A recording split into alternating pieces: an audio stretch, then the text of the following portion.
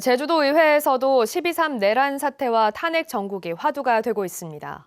내년에 조기 대선을 치르면 행정체제 개편에 미칠 영향을 놓고 전망이 엇갈리는 가운데 국민의힘 도의원들은 도민들에게 죄송하다며 사과했습니다. 조인호 기자가 보도합니다. 비상계엄 선포와 해제 이후 처음 열린 도의회에서 행정체제 개편이 가능하겠냐는 지적이 이어졌습니다. 윤석열 대통령이 탄핵당하거나 하야해 내년 상반기에 대선을 치르면 기초자치단체 설치 주민투표가 불가능하다는 것입니다. 탄핵은 180일에 60일 포함시키면 5, 6월 달 최대 빨리 돼야 5, 6월 달에 대통령 선거가 이루어진다는 거거든요. 그러면 그 사이에는 아무것도 못 한다는 겁니다. 조기 대선에서 오영훈 도지사가 소속된 더불어민주당이 승리하면 행정체제 개편이 가능하다는 주장도 나왔습니다. 민주당 정부가 들어선다면 어쩌면 여대 야소가 되고 민주당 도지사와 그리고 민주당 정부와 손을 맞잡아서 좀 더 힘차게 노력을 하면 가능한 일이 아닐까라고. 국민의힘 도의원들은 자신들도 대통령을 이해할 수 없고 납득이 안 간다며 당혹감을 감추지 못했습니다. 충분히 정치적으로 해결될 수 있는 부분인데 그걸 최후에 대통령 권한을 계엄 선포를 했다는 것은 저는 지역에 있는 도의원이지만 이건 굉장히 잘못됐다고 생각합니다. 자신들이 뽑아달라고 했던 대통령이 헌법을 수호할 책무를 저버렸다며 도민들에게 사과했습니다. 도민 여러분들께 큰 걱정과 혼란을 야기한 이번 사안에 대해서 정부 여당 소속 도의원으로서 진심으로 도민 여러분께 사과의 말씀을 드려야 되는 게 도리가 아닐까. 제주도는 내란 혐의로 고발된 이상민 전 행정안전부 장관의 명예 제주도민증 취소를 검토하겠다고 밝혔습니다. 국민들 앞에 국무위원들이 자유롭지 못한 상황입니다.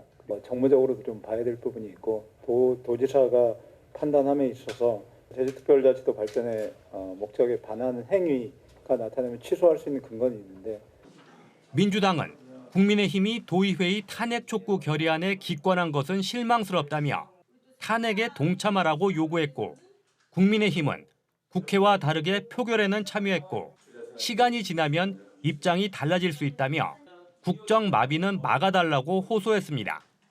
MBC 뉴스 조인호입니다.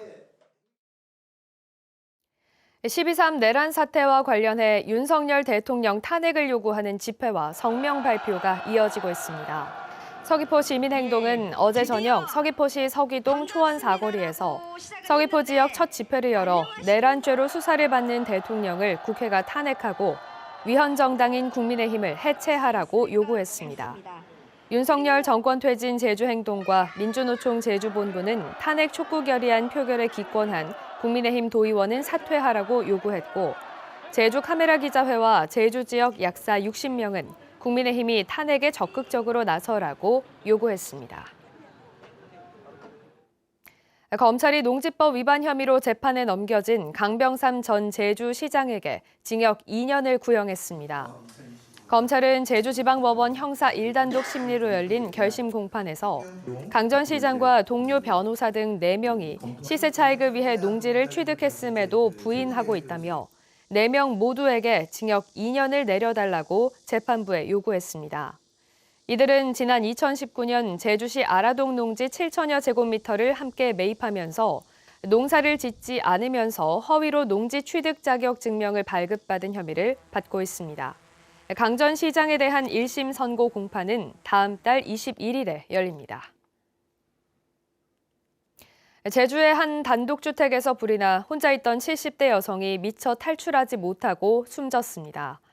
경찰과 소방은 국과수와 합동 감식을 벌이고 있는데 겨울철 화재 사고가 잇따르고 있어서 주의가 필요합니다.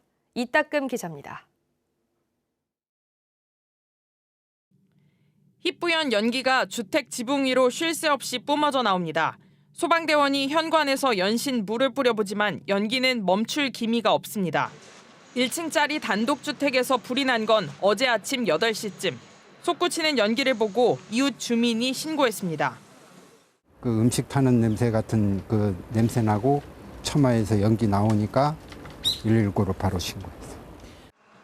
화재 진압 후 집안에서는 70대 집주인이 거실로 나오는 방 입구에서 쓰러진 채 발견됐습니다. 이 화재로 방 안에 있던 70대 여성이 연기를 흡입해 병원으로 옮겨졌지만 결국 숨졌습니다. 소방당국은 연기에 질식해 미처 탈출하지 못한 것으로 추정하고 있습니다. 불은 40여 분 만에 꺼졌는데 개량된 슬레이트 지붕에 이중으로 철판이 덮여 있어 진화에 어려움을 겪었습니다. 건물 지붕 쪽에서 연기가 계속 발생해서 저희가 완전하기 위해서 지붕을 개방을 해서 이제 물을 방수한 상태입니다. 불로 주택 내부 40제곱미터가 탔고 천장이 무너져 내렸는데 불이 시작된 거실에서 전기장판 같은 전열기구는 발견되지 않았습니다. 소방당국은 거실에서 발견된 조명기구와 선풍기 등을 국과수에 보내 정밀 감식을 의뢰했습니다.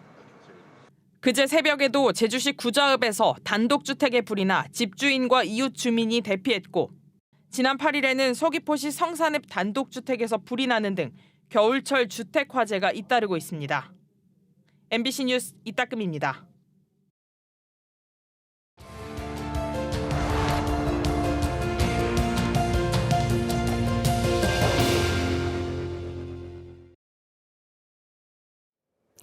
기후 위기를 해결하려면 석유와 가스에 의존하고 있는 주택 난방용 열 에너지의 대안을 찾는 게 무엇보다 시급한데요. 제주 MBC는 일본을 현지 취재하고 난방용 열 에너지의 탄소 중립을 위한 대안을 찾는 기획 뉴스를 마련했습니다. 오늘은 그 첫 순서로 가스와 석유 대신에 전기를 쓰는 히트펌프를 보급하고 있는 일본의 사례를 송원일 기자가 보도합니다. 도쿄도 타치가와시에 있는 한 주택가. 취재팀은 20년 된 공동주택에 살고 있는 사토우 겐지 씨의 집을 방문했습니다. 사토우 씨는 보일러로 물을 데워 거실과 방 바닥을 따뜻하게 만드는 바닥 난방을 하고 있습니다. 보일러 연료는 도시가스. 수입에 의존하는 LNG 가격이 해마다 급등하면서 난방비 부담은 갈수록 커지고 있습니다.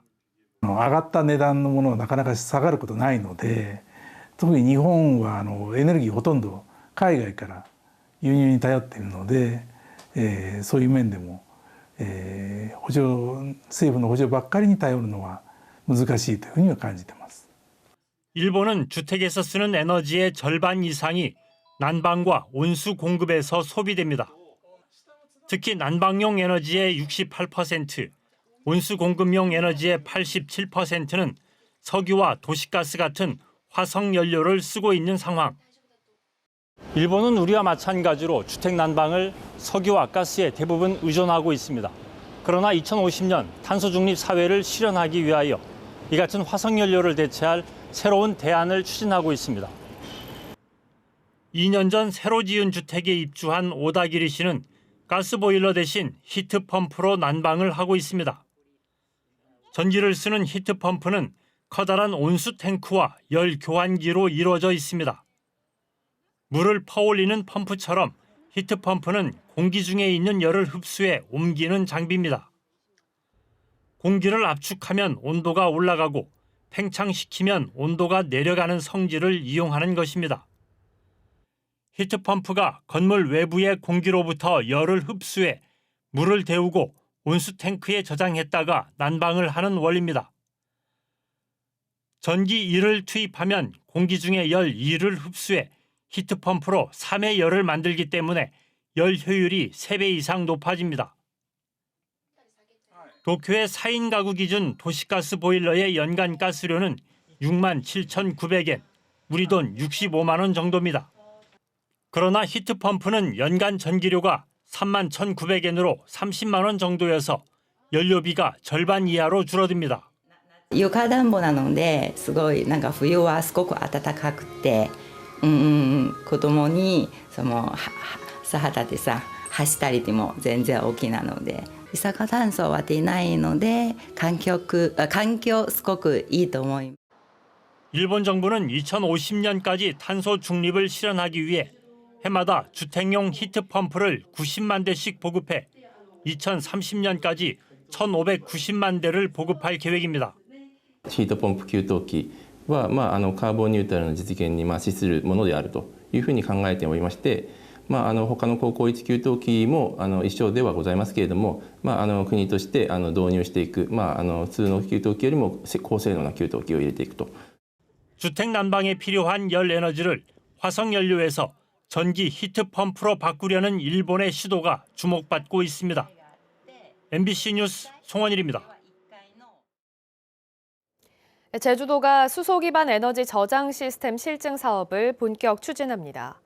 제주도는 규제 자유특구로 지정받기 위한 계획안을 공개하고 다음 달 9일까지 의견 수렴을 하고 있습니다.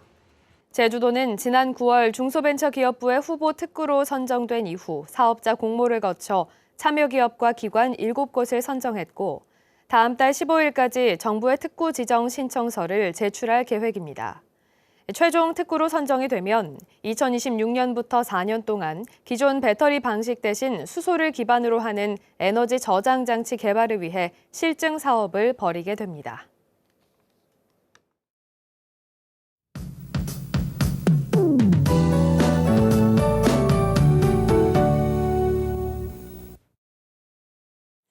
오늘 아침 어제보다 춥습니다. 서부 지역 고산의 아침 체감 온도가 3.5도까지 떨어졌는데요. 오후까지 바람이 강하게 불겠고 내일부터 찬바람이 더 강해지면서 갈수록 추워지겠습니다. 내일은 비 소식도 있는데요. 내일 아침부터 비가 내리기 시작하겠고 산지에는 눈이 내리겠습니다. 주말까지 예상 강수량과 예상 적설입니다. 제주에 5에서 30mm의 비가 가끔 내리겠고요. 산지에는 5에서 많게는 10cm의 눈이 내리겠습니다. 토요일에는 중산간 지역에도 1cm 안팎의 눈이 내려 쌓이겠습니다. 주말까지 산간도로에서는 빙판길 조심하시기 바랍니다.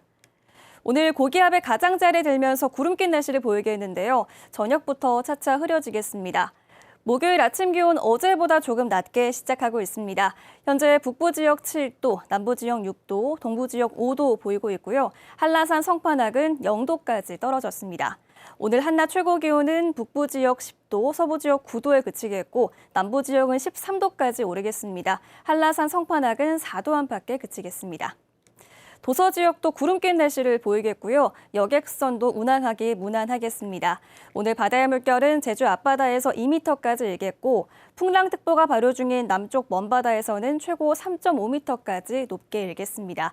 내일부터는 해상에도 바람이 강하게 불겠습니다. 내일 밤부터 찬 공기가 남하하면서 토요일에는 날이 무척 추워지겠습니다. 한낮 기온이 8도 안팎에 그치겠고요. 이 비는 다음 주 초반까지 이어질 것으로 예상됩니다. 날씨였습니다. 화북공업단지 이전 반대 덕천리 비상대책위원회는 제주도청 앞에서 기자회견을 열고 덕천리 이전 검토를 철회하라고 요구했습니다. 이들은 덕천리가 세계 자연유산인 검은오름과 용암 동굴과 가깝고 지하수 보존 1등급 지역으로 도민 모두의 생존권에 위협이 된다며 곶자왈을 파괴하고 세계 유산 지역에 공단을 이전하면 도민뿐만 아니라 전 세계인의 지탄을 받을 거라고 주장했습니다. 한림읍 상대리 폐기물 사업 반대 대책위원회는 제주도의회에서 기자회견을 갖고 가축 분유 자원화 시설을 철저히 수사하라고 요구했습니다. 제주도 감사위원회는 제주시가 자격이 없는 업체를 사업자로 선정해 보조금 61억 원을 지급했다며 경찰에 수사를 의뢰했는데 주민들은 공무원들이 사업자와 유착해 환경영향평가 서류를 위조했고 도의회는 부실하게 심사했다고 주장했습니다. 전국 최초로 추진되는 제주형 건강주치의가 정부의 시범 사업에 포함될 가능성이 열렸습니다. 국회는 내년 정부 예산을 통과시키면서 보건복지부가 1차 의료 강화 정책을 추진할 때 제주형 건강주치의 등 지역 의견을 반영하라는 부대 의견을 포함시켰습니다. 제주도는 내년 7월부터 농어촌 노인과 어린이의 건강관리와 방문 진료를 맡는 건강주치의를 도입할 예정인데 내년 정부 예산에는 반영되지 않았습니다. 전교조 제주지부가 제주도 교육청에 AI 디지털 교과서 선정 절차를 중단하라고 촉구했습니다. 이들은 성명을 내고 현 AI 교과서는 학생 맞춤형을 가장한 반복적 문제풀이로 학생들의 자율성과 창의성, 디지털 소양을 기르는 것과는 무관하다고 지적했습니다.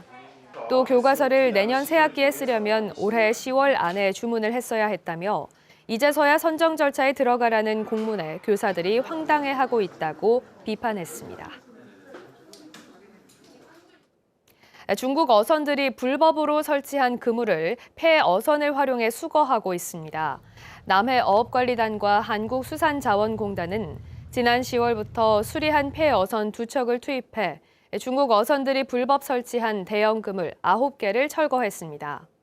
중국 어선이 불법 설치한 그물은 길이 500m에 폭이 70m인 대형 그물로 그물코가 2cm에 불과해 어린 물고기까지 싹쓸이하는 범장망 어구입니다. 한편 제주지방해양경찰청도 지난 9일부터 집중 단속을 벌여 중국 어선 2척을 납포하고 불법 범장망 어구 3틀을 철거했습니다.